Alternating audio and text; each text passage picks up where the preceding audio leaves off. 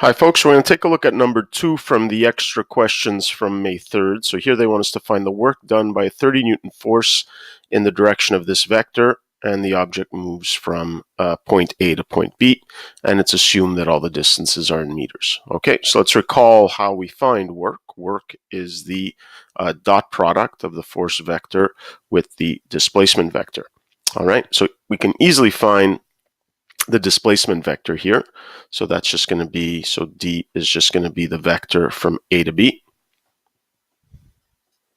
All right, so here second minus first, so it's going to be 3 minus 2 is 1, then -1 minus 1 is -2, and 2 minus 5 is -3.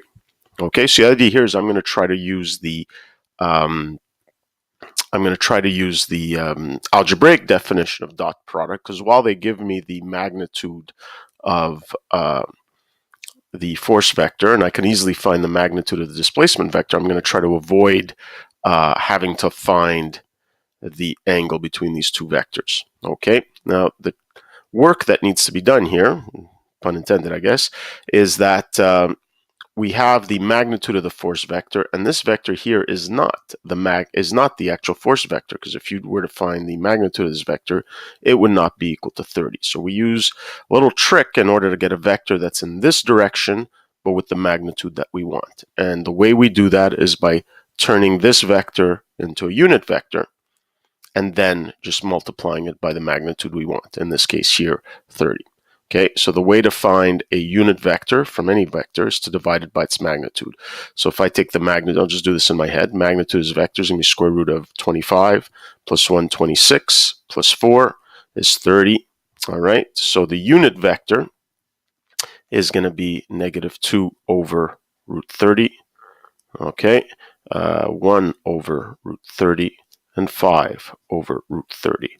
So this represents the unit vector in the same direction as -2 and 5, and if I just multiply that by 30, that's going to have this direction with the magnitude that I want. So this is going to be my force vector.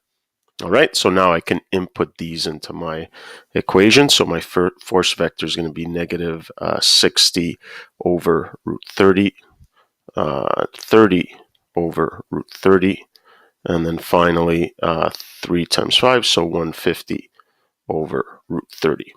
Okay, and then I'm going to dot that with the displacement vector, which is 1, -2, -3. Okay, and now this is much easier than having to go through the rigmarole of finding the angle first. So this is going to be -60 over root 30, and this is going to be -60 again over root 30. And finally, minus 3 times 150 is going to be 450 over root 30. Okay, and that's -120 minus 450, so 450, 550, 570. So -570 over root 30. Okay, now I think the answer was given with this rationalized. So let's just do that here. I could just stick it in my calculator and compare it to the answer. Let's just rationalize this. So multiplied by root 30 over root 30. So here we end up with -570 root 30 divided by 30. And let's divide here. 570 divided by 30 is equal to 19. Okay, so here we have -19 root 30. All right, and it'll be joules. So here we see we have negative work done. So just to recap, you have to know your work formula. Okay, displacement was easy. Just find the vector from A to B. It was that force vector that required a couple of steps here. So the trick is to take the vector which gives you the direction, turn it into a unit vector, and then multiply that by whatever magnitude you need. And then once you have your two vectors, you can just use the algebraic definition of the dot product. Okay, that's it for this one.